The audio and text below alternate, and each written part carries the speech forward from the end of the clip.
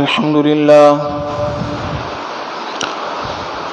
لله نحمده ونستعينه ونستغفره ونؤمن به ونتوكل عليه ونعوذ بالله من شرور أنفسنا ومن سيئات أعمالنا من يهد الله فلا مضل له ومن يضلله فلا هادي له وأشهد أن لا إله إلا الله وحده لا شريك له وأشهد أن سيدنا ومولانا محمدا عبده ورسوله صلى الله تعالى عليه وعلى آله وأصحابه وبارك وسلم تسليما كثيرا كثيرا أما بعد فأعوذ بالله من الشيطان الرجيم بسم الله الرحمن الرحيم إن الله يأمر بالعدل والإحسان صدق الله العظيم وصدق رسوله النبي الكريم ونحن على ذلك من الشاهدين والشاكرين والحمد لله رب العالمين اللهم صل على سيدنا محمد وعلى آل سيدنا محمد وبارك وسلم اللهم صل على سيدنا ومولانا محمد وعلى آل سيدنا ومولانا محمد وبارك وسلم اللهم صل على سيدنا ومولانا محمد وعلى آل سيدنا ومولانا محمد وبارك وسلم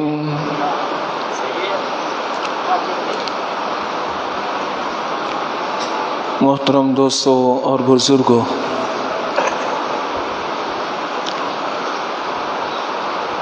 نبی پاک صلی اللہ علیہ وآلہ وسلم کا فرمان ہے، سبعۃ یظلمہم اللہ فی ظل یوم لا ظل الا ظلہ، 7 قسم کے لوگ ہیں کہ جو کل قیامت والے دن اللہ رب العزت کے عرش کے سائے کے نیچے ہوں گے، اور یہ وہ سایہ ہوگا کہ اس دن سوائے عرش کے سائے کے کوئی سایہ نہیں۔ یعنی کل قیامت والے دن اگر سایہ ہے تو وہ عرش باری تعالیٰ کا سایہ ہوگا۔ تو نبی پاک صلی اللہ علیہ وسلم نے فرمایا 7 قسم کے لوگ، 7 ایسے لوگ ہیں کہ جو کل قیامت والے دن اللہ رب العزت کے عرش کے سائے کے نیچے ہوں گے۔ نمبر 1، الامام عادل، عادل حکمران، ایسا حاکم کہ جو عدل و انصاف قائم کرے، اپنی رعایا کی رعایت رکھے اور ایسے اصول اور ضوابط واضح کرے کہ جس کے اندر امیر و غریب کا کوئی فرق نہ ہو، ہر ایک کی بات سنے، جس کے اندر دوسرے کے اوپر کوئی زیادتی نہ ہو، ظلم نہ ہو، تو ایسا عادل حاکم جو مسلمان بھی ہو کل قیامت والے دن عرش کے سائے کے نیچے ہوگا۔ یہ عدل و انصاف جب قائم کیا جاتا ہے تو ایسے قومیں بنتی ہیں اور لوگوں کی زندگیوں کی بقا ہے، اور جب ظلم زیادتی بڑھ جاتی ہے، ظالم حاکم آ جاتے ہیں، لٹیرے حاکم آ جاتے ہیں، تو قومیں تباہ ہوتی ہیں۔ اس لیے کہ عدل و انصاف کو قائم کرنے کے ساتھ اگر وہ کافر ہے تب بھی حکومت قائم ہو سکتی ہے، لیکن اگر عدل و انصاف نہیں اور وہ مسلمان ہی کیوں نہ ہو، وہ ظالم ہے، تو قومیں تباہ ہو جاتی ہیں۔ آج جہاں پر ملکوں کی تباہی ہے وہاں پر یہی وجہ ہے کہ وہاں لوگوں کے اوپر ظلم ہوتا ہے، زیادتیاں ہوتی ہیں، امیر نوازا جاتا ہے، غریب پیسا جاتا ہے، غریبوں کے لیے قانون ہیں، امیروں کے لیے قانون بنائے جاتے ہیں۔ ایسی قومیں وہ ہمیشہ غلامیت کا شکار ہوتی ہیں، تباہی کا شکار ہوتی ہیں، وہ کبھی بھی وہ کامیاب اور دنیا کے اندر چمکتی نہیں ہے۔ تو امام اگر عادل ہے تو ایسا امام عادل نبی پاک صلی اللہ علیہ وسلم نے فرمایا کہ وہ عرش کے سائے کے نیچے ہوگا۔ اور یہ عدل و انصاف والی جو سلطنت ہے، اگر اسلامی تاریخ کو اٹھا لیا جائے تو آپ کو بہت سے ایسے ملک ملیں گے، بادشاہ ملیں گے کہ جنہوں نے عدل و انصاف قائم کیا اور برسوں تک وہ حکومت کرتے رہے۔ نمبر 2، شاب نشا فی عبادت اللہ تعالی، ایسا نوجوان کہ جس نے اپنی جوانی وہ اللہ کی عبادت میں گزار دی۔ ایسا نوجوان، عبادت کون سی؟ جوانی کی۔ جوانی کی عبادت کا مزہ ہی کچھ اور ہے۔ جب انسان کی عمر ڈھل جاتی ہے اور کمزوری اس کے اندر آنا شروع ہو جاتی ہے، بڑھاپے کی طرف آ جاتا ہے، اس وقت اگر عبادت میں لگے چہ جائے کہ اجر و ثواب ہے، لیکن جو جوانی کی عبادت کا اجر و ثواب ہے اس کی مثال نہیں۔ اس لیے خاص کر نبی پاک صلی اللہ علیہ وسلم نے فرمایا کہ ایسا نوجوان کہ جس کی جوانی وہ اللہ کی عبادت میں گزری ہو،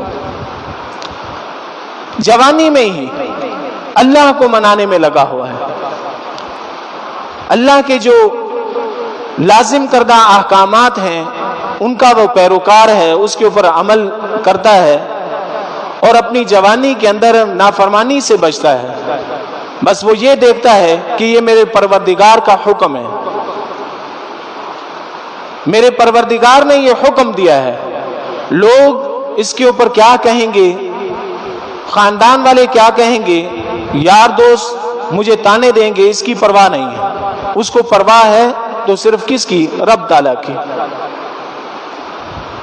رب تعالیٰ کی پرواہ ہے بس، اور یہی زندگی کا اصول ہونا چاہیے۔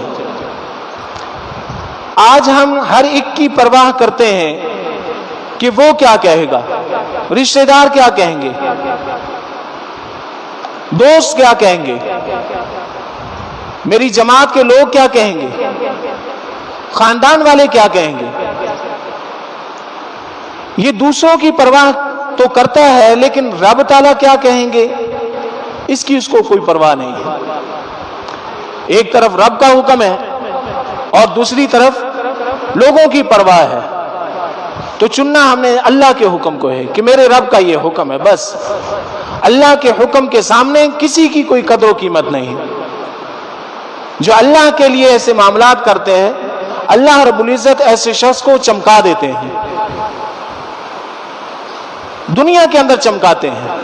اور جو لوگوں کی پرواہ کرتا ہے تو یاد رکھیں کہ وہ آئے دن پستی کا شکار رہے گا۔ کیوں؟ اس لیے کہ لوگ ماننے والے نہیں ہیں، کوئی بھی آپ سے راضی ہونے والا نہیں ہے۔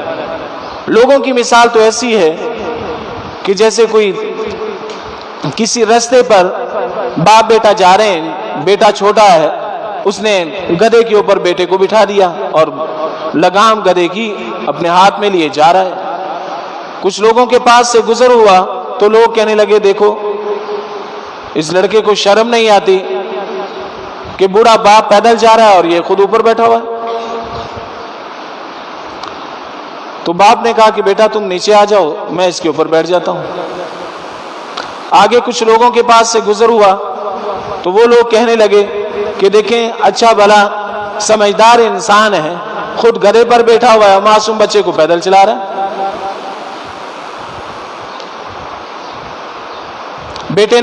باپ نے کہا بیٹا ایسا کرو تم بھی اوپر آ جاؤ۔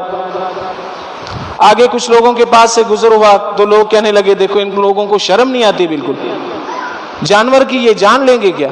اتنا ظلم، باپ بیٹا دونوں اوپر بیٹھے ہوئے ہیں، بیچارہ کتنی مشکل سے جا رہا ہے گدھا۔ تو ہمارے لوگوں کا یہ حال ہے، وہ کسی حال میں خوش نہیں ہوں گے۔ شادی بیاہ کے اوپر آپ لاکھوں روپے خرچ کر دیں، لیکن پھر بھی آپ کو یہ باتیں سننے میں ملے گی کہ یار فلاں چیز نہیں تھی، اگر وہ ہوتی نا تو کیا ہی مزہ تھا، فلاں چیز کا جو ٹیسٹ تھا وہ تھوڑا اچھا نہیں تھا۔ اب جان سے بکرا گیا لیکن کھانے والے نے کہا کہ سواد ہی نہیں آیا۔ لیکن جب انسان اللہ کے حکموں کی تابعداری کرتا ہے، اللہ رب العزت اس کو چمکا دیتے ہیں، دنیا کے اندر بھی آخرت کے اندر بھی۔ تو اللہ کے حکموں کی پرواہ تو ہمیں، جیسا کہ مولانا روم نے لکھا ہے کہ محمود ایاز کے واقعے سے سیکھنی چاہیے۔ ایاز چونکہ ایک غلام تھا، بادشاہ کے دربار میں آ گیا، بادشاہ نے اس کو اپنا مقرب بنا لیا۔ پرانے جو وزراء تھے وہ بڑے جلتے تھے، کل کا نوجوان آج بادشاہ کا جو ہے خاص آدمی بنا ہوا ہے۔ بسا اوقات انہوں نے شکایت بھی کی کہ بادشاہ سلامت یہ کیا ہے، کیا ہم اتنے پرانے وزیر ہیں، آپ کے مشیر ہیں، آپ نے ایک نوجوان کو اپنا مقرب کیا ہوا ہے۔ تو بادشاہ نے کہا کہ کوئی وقت آئے گا تو میں تمہیں بتلاؤں گا۔ تو ایک دن بادشاہ نے تمام وزیروں مشیروں کو جمع کیا کچہری کے اندر اور بیت المال سے ایک قیمتی ہیرا منگوا لیا، ایک ہتھوڑی بھی منگوائی گئی۔ جو وزراء بیٹھے تھے ان سے کہا کہ بھئی دیکھو، پہلے وزیر سے کہا یہ قیمتی ہیرا ہے، اس کی اتنی قیمت ہے، میں تمہیں یہ دیتا ہوں، حکم دیتا ہوں کہ یہ ہتھوڑی لو اور اس کو توڑ دو۔ تو وہ وزیر کہنے لگا بادشاہ سلامت اتنا قیمتی ہیرا اور جس کی قیمت ابھی آپ نے بتلائی، میں اس کو توڑ دوں ایک پل کے اندر؟ نہیں ایسا نہیں ہو سکتا۔ اب وہ یہ سمجھنے لگے کہ شاید بادشاہ کوئی امتحان لے رہا، بادشاہ امتحان تو واقعی لے رہا تھا۔ دوسرے وزیر سے کہا اور یہی الفاظ دہرائے کہ بھئی دیکھو یہ اتنا قیمتی ہیرا ہے، ہماری سلطنت کا یہ سب سے قیمتی ہیرا ہے اور میں حکم دیتا ہوں کہ اس کو توڑ دو، یہ ہتھوڑی لو توڑ دو اس کو۔ تو اس نے بھی آگے سے یہی جواب دیا، یہاں تک کہ تمام وزیروں کا یہی جواب تھا کہ بادشاہ سلامت ہم نہیں توڑ سکتے، یہ گستاخی ہم نہیں کر سکتے۔ لیکن جب ایاز کی باری آئی، کہا کہ ایاز قیمت تو میں بتا ہی چکا ہوں، میرا حکم ہے اس کو توڑ دو۔ اس نے ہتھوڑی لی، ہیرا نیچے رکھا اور جو ہے ایک دم اس کو توڑ دیا، ہیرے کے ٹکڑے ٹکڑے ہو گئے۔ بادشاہ نے کہا کہ ایاز تم نے ہیرا توڑ دیا؟ کہا جی بادشاہ سلامت۔ کہا کہ اس کی قیمت؟ کہا کہ وہ تو آپ نے بتائی تھی کہ اس کی اتنی قیمت ہے، تو پھر تم نے توڑ کیوں دیا؟ ایاز کہنے لگا کہ بادشاہ سلامت یہ باتیں میں نے جب سنی آپ نے یہ کہا، لیکن ساتھ ساتھ آپ نے یہ کہا کہ یہ میرا حکم ہے۔ اب میں شش و پنج میں پڑ گیا، میں یہ دیکھنے لگا کہ اس ہیرے کی قیمت زیادہ ہے یا آپ کے فرمان کی قیمت زیادہ ہے؟ ان دونوں کا جب میں نے موازنہ کیا تو مجھے آپ کے فرمان میں زیادہ طاقت نظر آئی بنسبت اس ہیرے کے، اس لیے میں نے توڑ دیا۔ مولانا روم فرماتے ہیں کہ اے انسان، آج تو بھی اگر یہ سوچ لے تو مسئلہ حل ہو جائے کہ ایک طرف لوگوں کی چاہتے ہیں، لوگوں کی باتیں ہیں، اور ایک طرف رب تعالیٰ کا حکم ہے، تو رب تعالیٰ کے حکم کی چونکہ قیمت زیادہ ہے، اس کی طاقت زیادہ ہے، تو لوگوں کی پرواہ کیے بغیر اللہ کے حکموں کو پورا کریں۔ یہ اللہ کا حکم پورا ہونا چاہیے۔ آج اللہ کے حکموں کو پورا نہیں کیا جاتا، بقیہ جتنے بھی رشتہ دار، دوست احباب کے جو مشورے ہوتے ہیں ان کو پورا کیا جاتا ہے۔ پھر کہا جاتا ہے کیا کریں، کیا نہیں کریں، آپ اتنے لاچار ہو گئے کہ اپنی اولاد کے ہاتھوں مجبور ہو گئے۔ دنیا کا کوئی نقصان ہو تو وہاں پر تو آپ سب سے بڑے ہیں، آپ ذرہ برابر نقصان برداشت نہیں کر سکتے، لیکن جہاں آخرت کا نقصان ہو رہا ہے تو وہاں اولادوں کی چاہتوں پر چل پڑے۔ تو ایسا نوجوان کہ جس نے اپنی جوانی اللہ کی عبادت میں گزاری، نبی پاک صلی اللہ علیہ وآلہ وسلم نے فرمایا کل قیامت والے دن اللہ کے عرش کے سائے کے نیچے ہوگا۔ وَرَجُلٌ قَلْبُهُ مُعَلَّقٌ فِي الْمَسَاجِدِ یا فِي الْمَسْجِدِ، اور ایسا نوجوان کہ جس کا دل اللہ کی عبادت میں لگتا ہو، وہ مسجد کی طرف دوڑتے دوڑتے آتا ہو، مسجد سے اگر نکل گیا افسردہ نکل رہا ہے، دوبارہ اللہ رب العزت نے جب بلایا حی علی الفلاح، حی علی الصلاح، حی علی الفلاح، آؤ نماز کی طرف، کامیابی کی طرف، تو وہ دوڑتا ہوا چلے آتا ہے، وہ پھر کاموں کی پرواہ نہیں کرتا۔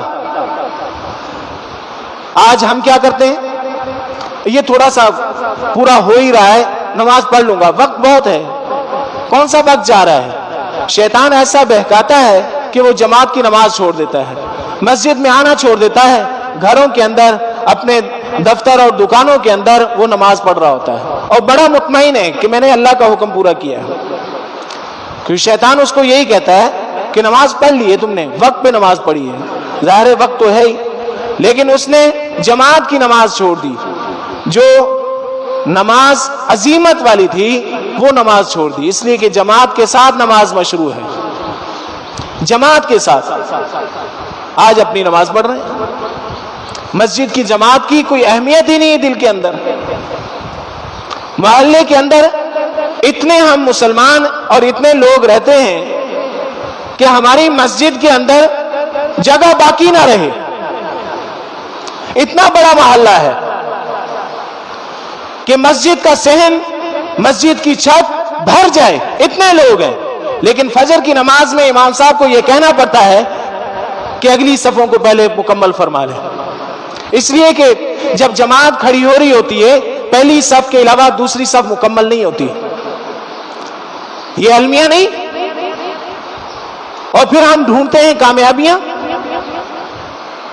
کہ مسجد اور جامع مسجد کی جو پہلی اور دوسری صف مکمل نہیں ہے جماعت کھڑے ہوتے ہوئے، کہنے کو ہم مسلمان ہیں، اور شیطان نے ہمارے دل و دماغ میں یہ بات ڈال دی ہے کہ ہم اللہ کے حکم کو پورا کر رہے ہیں۔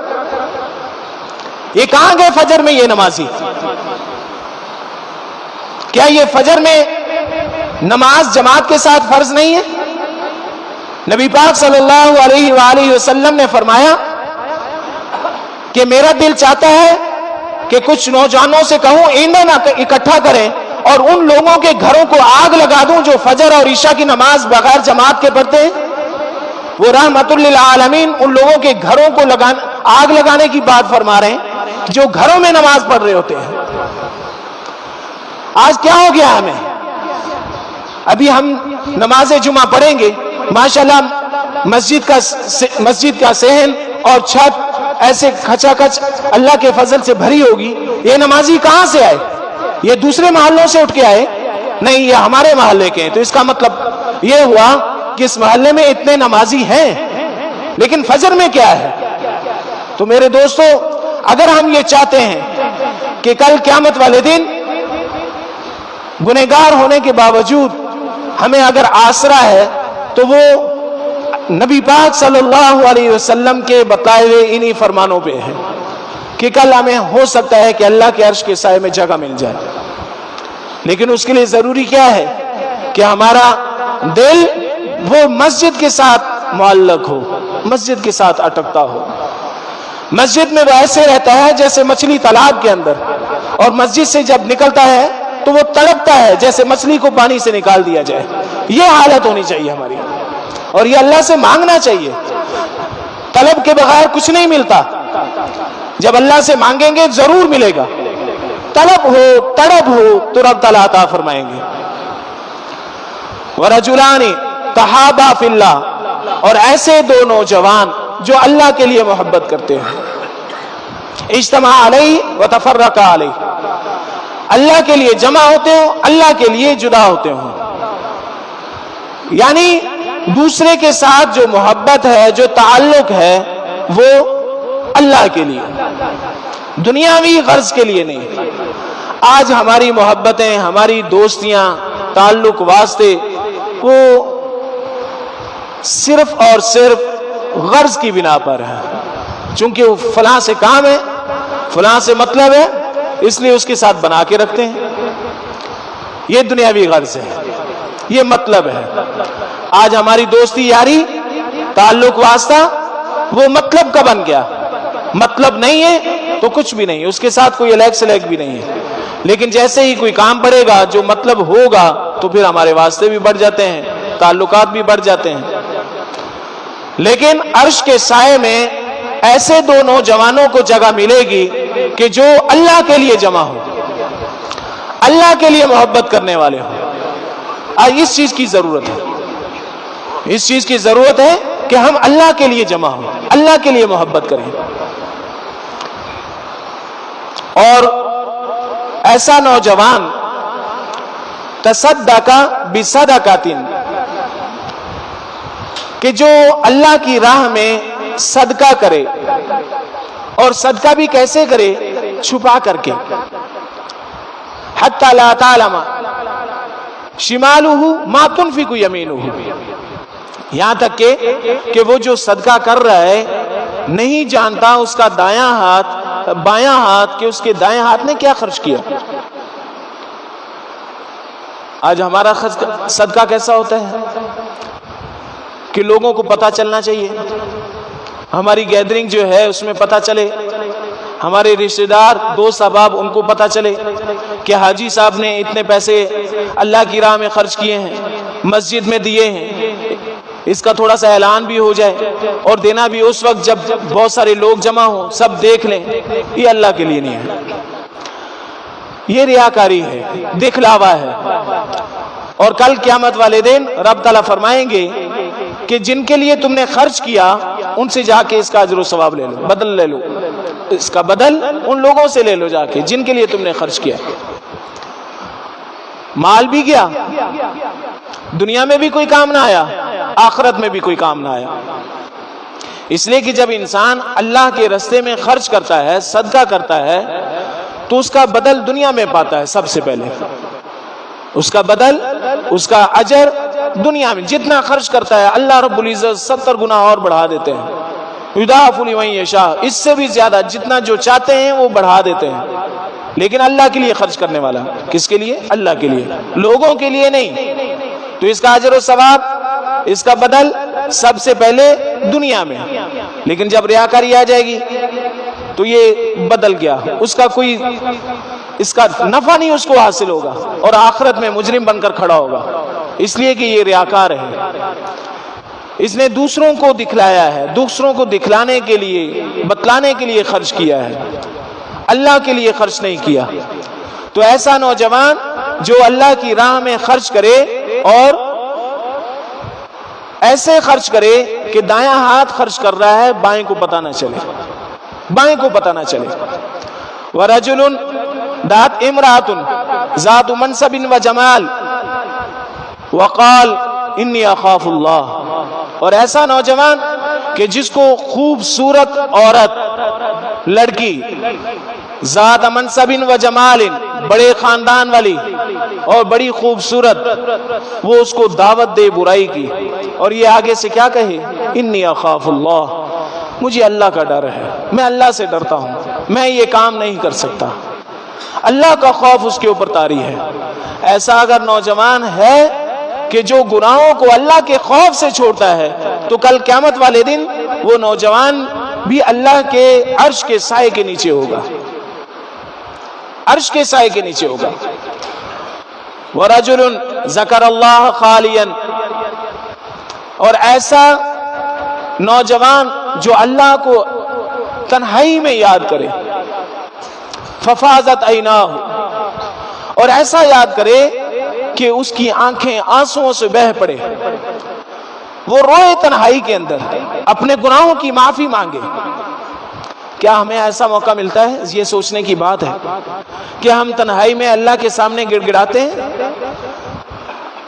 رات کی تنہائی میں کوئی 2 رکعت نفل پڑھ کے اللہ کے حضور ایسے گڑ گڑائے، ہم ایسے روئے کہ ہماری آنکھیں آنسوؤں سے بہہ پڑی۔ اگر ایسا نوجوان ہے، ایسا کوئی مرد ہے، کل قیامت والے دن اللہ کے عرش کے سائے کے نیچے ہوگا۔ رب تعالیٰ جو کچھ بیان کیا گیا ہے اس پر ہمیں عمل کرنے کی توفیق عطا فرمائے۔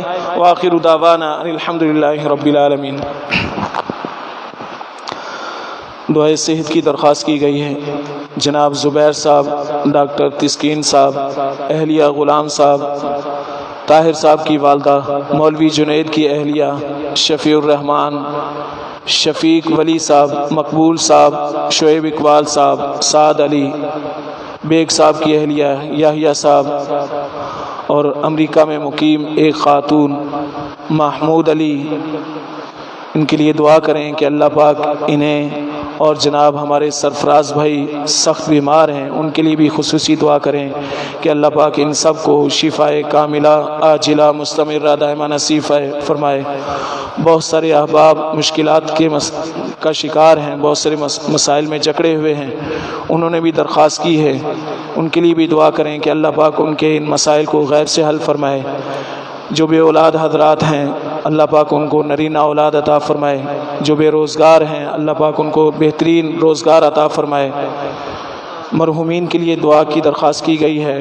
ڈاکٹر نادر کے مرحوم بھائی شہزاد صاحب کی والدہ عبد الرحمن مرحوم کے والد صاحب، ان کے لیے دعا کریں کہ رب تعالیٰ ان کی کامل مغفرت فرمائے، انہیں جنت الفردوس میں اعلیٰ مقام عطا فرمائے۔ ملک کے روز افروز بگڑتے ہوئے حالات کے لیے دعا کریں کہ اللہ پاک ہمارے ان حالات کو سازگار بنائے، نیک اور حاکم، نیک اور ہم پر عادل حکمران رب تعالیٰ مسلط فرمائے، ظالم حکمرانوں سے ہمیں نجات عطا فرمائے۔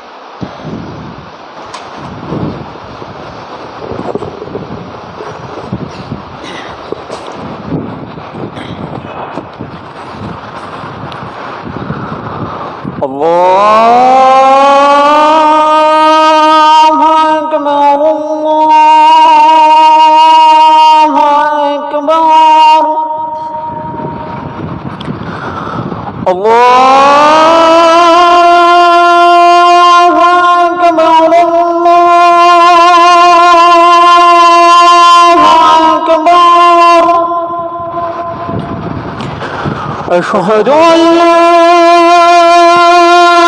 إله إلا الله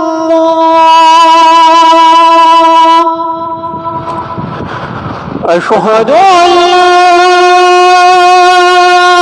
إله إلا الله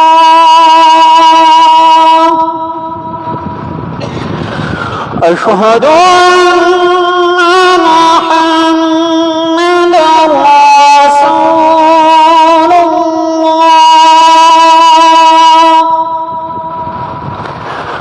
أشهد أن محمدًا رسول الله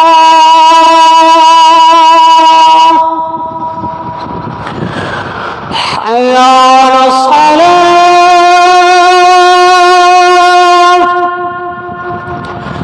حي على الصلاة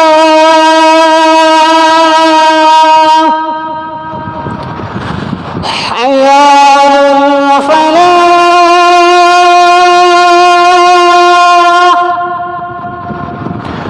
حي على الفلاح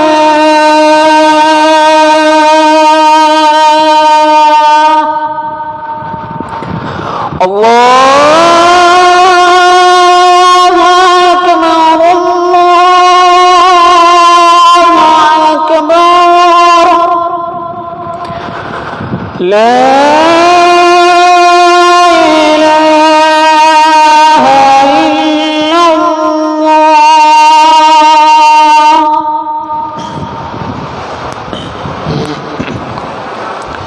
الحمد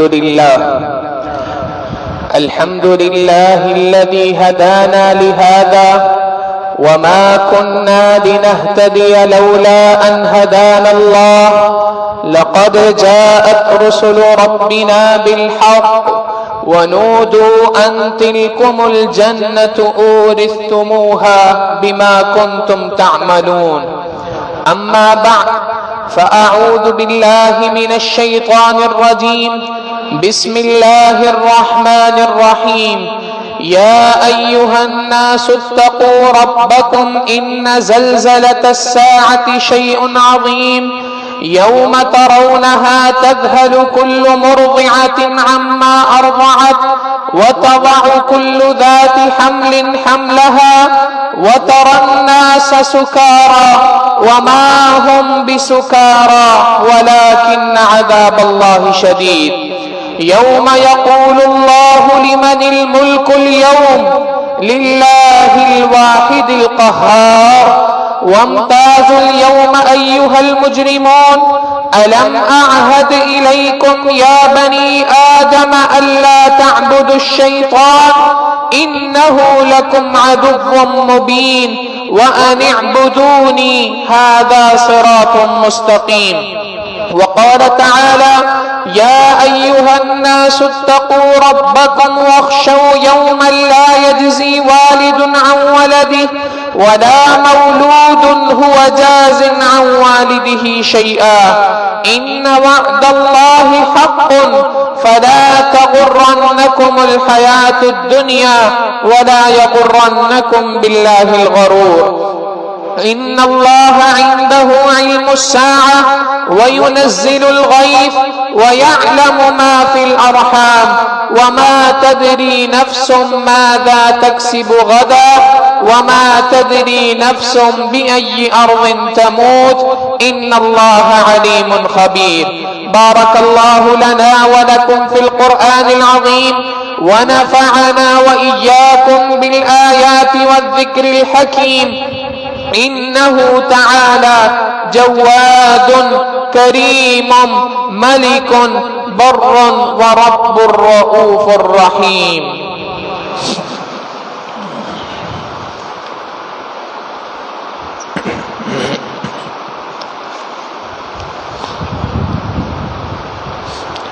الحمد لله وكفى وسلام على عباده الذين اصطفى. أما بعد، فأعوذ بالله من الشيطان الرجيم. بسم الله الرحمن الرحيم. إن الله وملائكته يصلون على النبي يا أيها الذين آمنوا صلوا عليه وسلموا تسليما. اللهم صل على محمد وعلى آل سيدنا ومولانا محمد وبارك وسلم وصل عليه. قال النبي صلى الله عليه وسلم: أرحم أمتي بأمتي أبو بكر، وأشدهم في أمر الله عمر، وأصدقهم حياء عثمان، وأقضاهم علي، وفاطمة سيدة نساء أهل الجنة، والحسن والحسين سيدا شباب أهل الجنة، وحمزة أسد الله وأسد رسوله رضوان الله تعالى عليهم أجمعين. اللهم اغفر للعباس بولده مغفرة ظاهرة وباطنة لا تغادر ذنبا. الله في أصحابه لا تتخذوهم من بعدي غرضا، فمن أحبهم فبحبي أحبهم، ومن أبغضهم فببغضي أبغضهم، وخير القرون قرني ثم الذين يلونهم ثم الذين يلونهم. اللهم اغفر لي وللمؤمنين والمؤمنات والمسلمين والمسلمات الأحياء منهم والأموات، إنك سميع قريب مجيب الدعوات. اللهم بارك لنا في أوطاننا، وأصلح أئمتنا وولاة أمورنا، ولا تسلط علينا بذنوبنا من لا يخافك فينا ولا يرحمنا. اللهم احفظ الحرمين الشريفين، اللهم احفظ المسجد الأقصى يا رب العالمين. عباد الله رحمكم الله، إن الله يأمر بالعدل والإحسان وإيتاء ذي القربى وينهى عن الفحشاء والمنكر والبغي يعظكم لعلكم تذكرون. ولذكر الله تعالى أعلى وأولى وأعز وأجل وأتم وأهم وأعظم وأكبر، والله يعلم ما تصنعون. صفیں اہتمام سے درست فرما لیجئے، اگلی صفوں کو پہلے مکمل کیجئے۔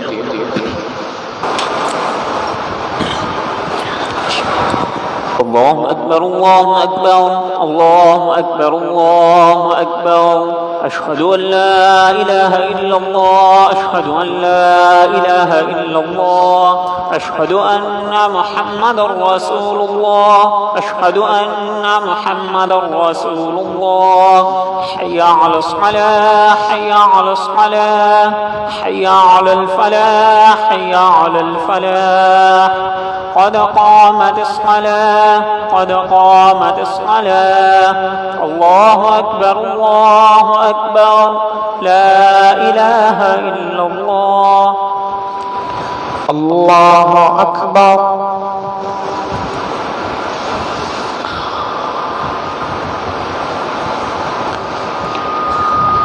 الحمد لله رب العالمين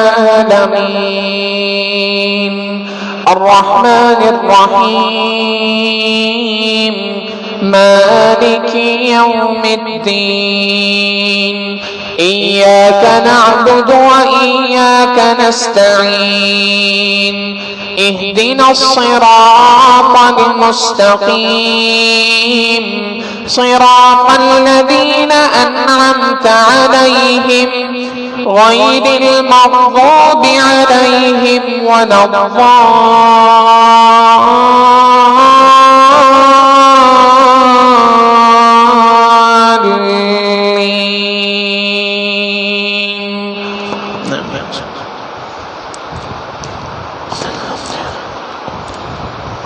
ولو أن أهل القرى آمنوا واتقوا لفتحنا عليهم بركات من السماء والأرض ولكن كذبوا فأخذناهم بما كانوا يكسبون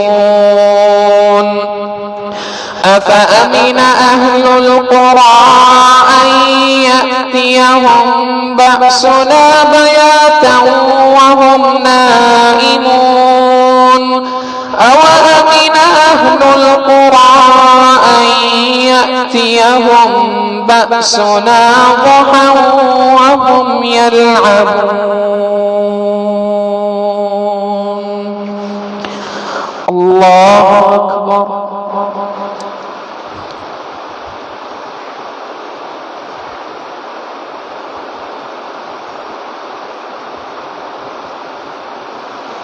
سمع الله لمن حمده الله أكبر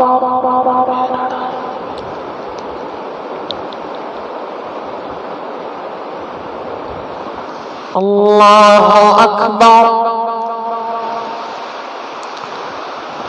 الله أكبر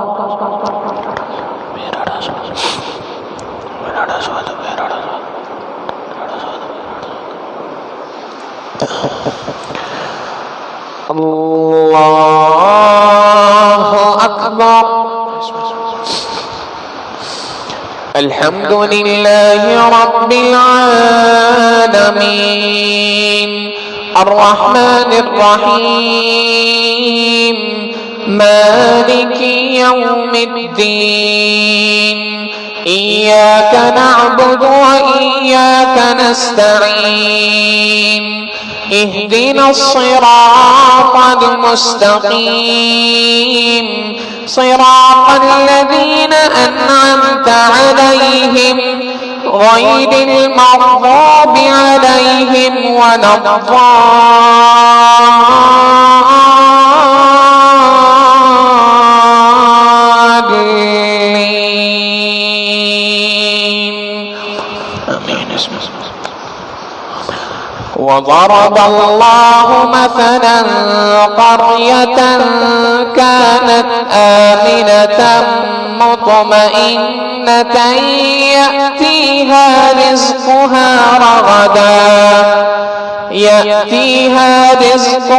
رغدا من كل مكان فكفرت بأنعم الله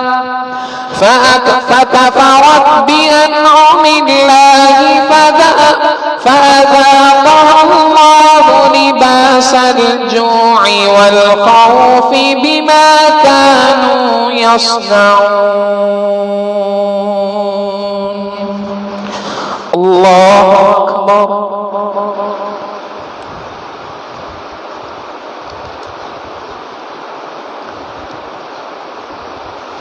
سمع الله لمن حمده الله أكبر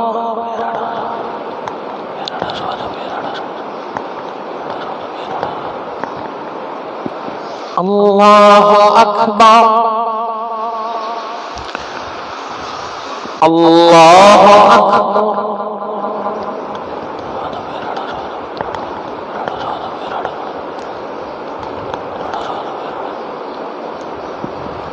الله أكبر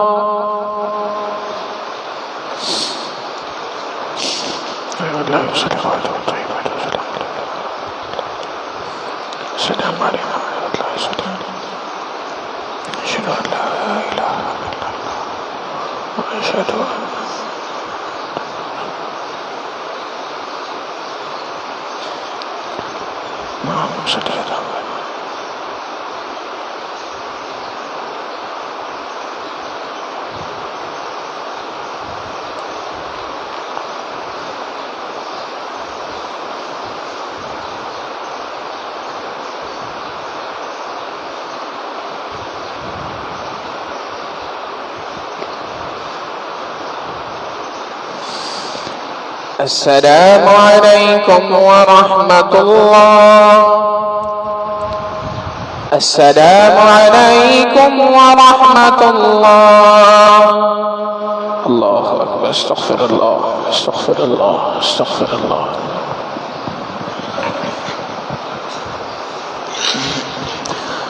سبحان ربی العلی الوہاب. اللہم صلی علی سیدنا محمد وعلی آل سیدنا محمد وبارک وسلم.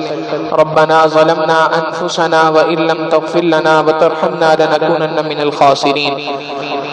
اے کریم آقا، ہم آپ کے گناہگار سیاہکار خطا کار بندے ہیں. اے اللہ ہمارے گناہوں کو معاف فرما، ہماری خطاؤں سے درگزر فرما، ہمارے عیبوں کی پردہ پوشی فرما. اے کریم آقا، اپنی رحمتوں سے ہماری پریشانیوں کو دور فرما، ہمارے مسائل کو غیب سے حل فرما. اے اللہ ہم بحیثیت قوم کے اس وقت میں بہت سارے مسائل میں پریشان ہیں. اے اللہ اس وقت میں ہمارا ملک مختلف قسم کے بحرانوں کا شکار ہے. اے کریم آقا، اپنی رحمت سے ہمارے ملک کو ہر قسم کے بحرانوں سے عافیت کے ساتھ چھٹکارا نصیب فرما دیجئے. اے اللہ ہر قسم کے بحرانوں سے عافیت کے ساتھ چھٹکارا نصیب فرما دیجئے. ہمارے اس ملک کو اے اللہ دوام عطا فرما دیجئے، بقا عطا فرما دیجئے. اے اللہ استحکام نصیب فرما دیجئے، معاشی اعتبار سے استحکام نصیب فرما دیجئے. اے اللہ معیشت کو مضبوط فرما دیجئے. اے کریم آقا، ہم اقرار کرتے ہیں یہ جتنی چیزیں ہیں اے اللہ ہمارے ہی گناہوں کی وجہ سے ہیں، ہماری ہی بدعمالیوں کی وجہ سے ہیں. اے کریم آقا، اپنی رحمت سے ہمارے گناہوں کو معاف کر دیجئے. اے اللہ معاف کر دیجئے اور معاف فرما کر ہمارے ملک کے حالات کو ٹھیک کر دیجئے. اے اللہ دنیا کے حالات کو ٹھیک فرما دیجئے. اے اللہ ہم سے مزید ان حالات کو برداشت نہیں کیا جا سکتا. اے کریم آقا، اپنی رحمت سے ہمیں ہر قسم کے بحرانوں سے نکال دیجئے. اے اللہ سیاسی بحرانوں سے نکال دیجئے، معاشی بحرانوں سے نکال دیجئے. اے کریم آقا، اپنی رحمت سے جو لوگ اس ملک کے اور اسلام کے دشمن ہیں اللہ انہیں ہدایت عطا فرما دیجئے. اے اللہ جن کی قسمت میں ہدایت نہیں اللہ انہیں چن چن کے دفعہ دور فرما دیجئے. اے اللہ ہمیں نیک عادل حکمران عطا فرما دیجئے. اے اللہ ہمدرد حکمران عطا فرما دیجئے، سچے حکمران عطا فرما دیجئے. اے کریم آقا، ہماری دعاؤں کو اپنی رحمت سے قبول و منظور فرما. اے اللہ ہمارے تینوں حرم کی حفاظت فرما. اے اللہ جو لوگ بھی میرے مالک ان تینوں حرمین کے خلاف اے اللہ سازشوں میں لگے ہیں اے اللہ ان کی سازشوں کو اے اللہ انہی کے اوپر لوٹا دیجئے. اپنی رحمت سے ہمارے لیے بار بار اپنے گھر کا دیدار اے اللہ آسان فرما دیجئے. اپنے پیارے محبوب صلی اللہ علیہ وسلم کی در کی حاضری ہمیں نصیب فرما دیجئے. اے کریم آقا، جتنے بھی لوگ بیمار ہیں اللہ تمام بیماروں کو شفائے کاملہ عاجلہ مستمرہ دائمہ نصیب فرما دیجئے. اے اللہ ہماری اس مسجد کے نمازی جناب سرفراز مغل صاحب بہت زیادہ سخت علیل ہیں، غلام صاحب کی اہلیہ ڈاکٹر تسکین خان صاحب، شفیع ولی صاحب، مقبول صاحب، شعیب اقبال صاحب اے اللہ علیل ہیں. اے کریم آقا، ان کی اور دیگر تمام بیماروں کو اے اللہ شفائے کاملہ عاجلہ مستمرہ دائمہ نصیب فرما دیجئے. اے کریم آقا، جو لوگ بھی اس دنیا سے جا چکے ہیں تمام مرحومین کی کامل مغفرت فرما دیجئے. اے اللہ آج کے دن عالیان صاحب کی پھپھا کا انتقال ہوا اے اللہ ان کی بھی کامل مغفرت فرما، جنت الفردوس میں اعلیٰ مقام عطا فرما، پسماندگان کو صبر جمیل نصیب فرما. ربنا تقبل منا انك انت السميع العليم وتب علينا انك انت التواب الرحيم. وصلى الله تعالى على حبيبه سيدنا محمد وآله وأصحابه أجمعين برحمتك يا أرحم الراحمين.